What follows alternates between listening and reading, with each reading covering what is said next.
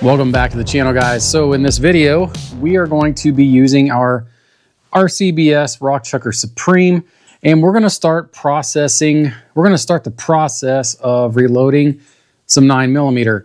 And full disclosure, guys, on my channel, I have presented multiple different methods of reloading your own ammunition, and I'm not advocating which is the best. I'm presenting a bunch of different ways you can do this, and it's purely for educational purposes. And it also depends on what mood you're in. And today I am in the mood to decap.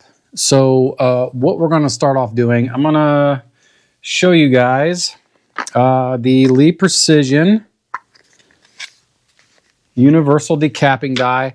I've used these plenty of times. This is kind of your most economical way of decapping on the press, unless you're going to do a size and decap operation together. These are pretty decent dies. They got like an O-ring style lock ring, and they have a solid pin that's going to push out your primer. Now, my experience with these in the past is this pin, when you buy this, probably should get a pack of extra pins. And there's a company, I believe it's called Squirrel Daddy, that makes some really nice pins for this particular universal decapping die. But if you treat it, if you're very gingerly with it, you're not slamming the press, you'll get some life out of this pin. It's very small. There is a slight radius on it, but it is quite undersized for the flash hole. So we're going to use this today. And also, we are going to be decapping this brass that I got from Mojo Precision. Awesome group of guys to work with. Check them out for your brass. If you don't want to mess with cleaning your own brass, excuse me, these are the guys to check out. So what we're going to do is we're going to get the decapping die set up, the press set up to decap, and then we're going to knock out some decapping here this afternoon. So stick around and let's jump into it.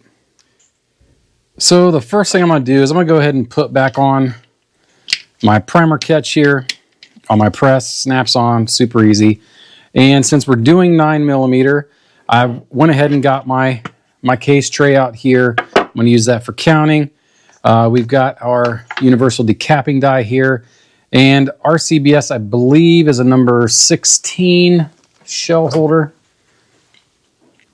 I believe. Yep, number 16. The Lee, I'm not sure, but you know, as long as you've got the right shell holder, you'll be fine. To get the shell holder installed, we're just going to lift up the press, and it's going to slide just like so. So that's going to be the first thing we're going to do. And now to set up the die is pretty simple. I'm going to go ahead and just raise the press all the way up, put your handle all the way down.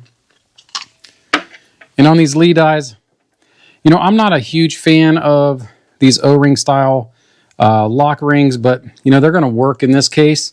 So what we're going to do is we're going to go ahead and thread the die down all the way, just until it touches the top of the shell plate. I'm not going to be doing a cam over or anything like that, because all we're doing is decapping. And then I'm just going to hand snug this lock ring down. Like I said, I don't think it's necessary for this die, because all we're doing is decapping, that we torque this down or we do any cam over or anything like that. I'm just putting it hand tight for now. And as you can see, everything works as it should. So now we're going to move around here, get some of our Mojo Precision brass, and we're going to try this decapper out and see how she does.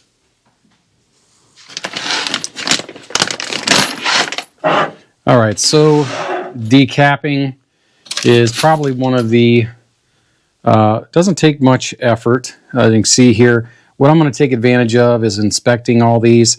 I know Mojo does a great job of inspecting stuff, but hey, the occasional 380 is going to sit in here. You just might as well get it out of the way. So I'm just looking at the head stamp here, making sure it says 9x19 or 9mm Luger. The other thing I'm looking for is any crimped primers, because you will run into those on 9mm. It's not the end of the world. You can, you know, swage them out, cut them out, whatever. But, you know, just, I like to look for them. I'll set them aside and deal with them later.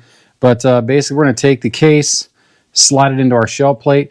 And one thing I like to You know, a lot of guys will stick them in straight on. I like to kind of move it off to the side, so it's just more natural alignment with my hand. And then I'm just going to pull through, and I'm not putting a lot of pressure because I want to feel that primer leave. If you get overzealous, this is when guys start breaking those pins in their decapping die. Now, there's all kinds of universal decapping dies out there. I've used several. I think my favorite is the flicker style. Mighty Armory makes a really good one, and I've got videos on that particular decapping. Check that out, Mighty Armory. And then also, and the name of the company's slipping my mind here, but they've got a really nice decapper that's spring-loaded. Pins are supposedly indestructible, but this is real simple. And what I find with this is it's just a good way to pass time, and you're getting a good inspection on this stuff. So it's going to be ready. Sometimes it doesn't quite fall through, so you got to give it a little love.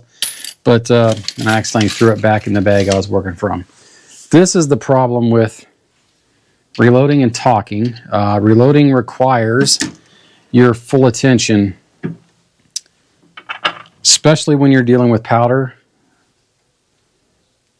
So you can see here, this design on the RCBS, it's pretty good. It's actually better than the original Rockchucker 5 I had. It seems like it's a little bit closer here to the shaft. You can get some aftermarket primer catches, and I had one on an old RCBS I had before. It was 3D printed. I really liked it, but I'm never really an advocate of aftermarket stuff. I think a lot of it's just snake oil, and I think it appeals to a lot of guys that aren't really into reloading as much as they are just customizing presses. And you know, I've done my share of customizing and add-ons and things like that, but at the end of the day, I never found any of it to make the press work any better, especially like on some of the Dillon presses. There's so much bearing plates and things like that that guys swear by.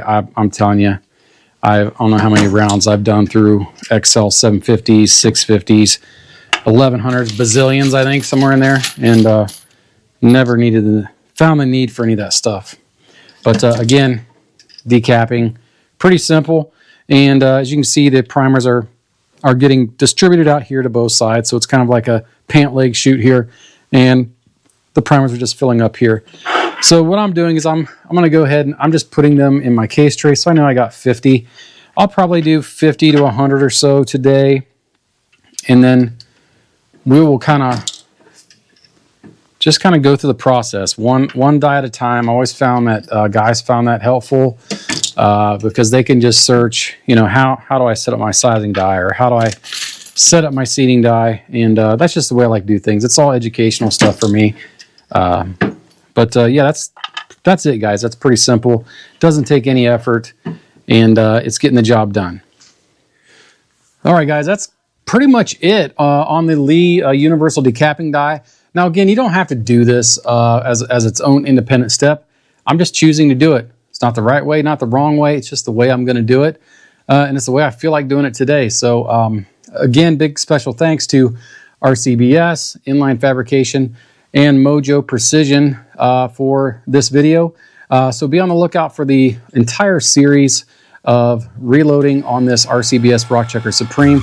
We're going to go die by die, step by step, and we're just going to do it like that. And if you guys like these videos, you want to watch the series, consider subscribing to the channel. Give us a thumbs up, give us a comment, right, wrong, or indifferent. We appreciate everything. But until next time, guys, God bless.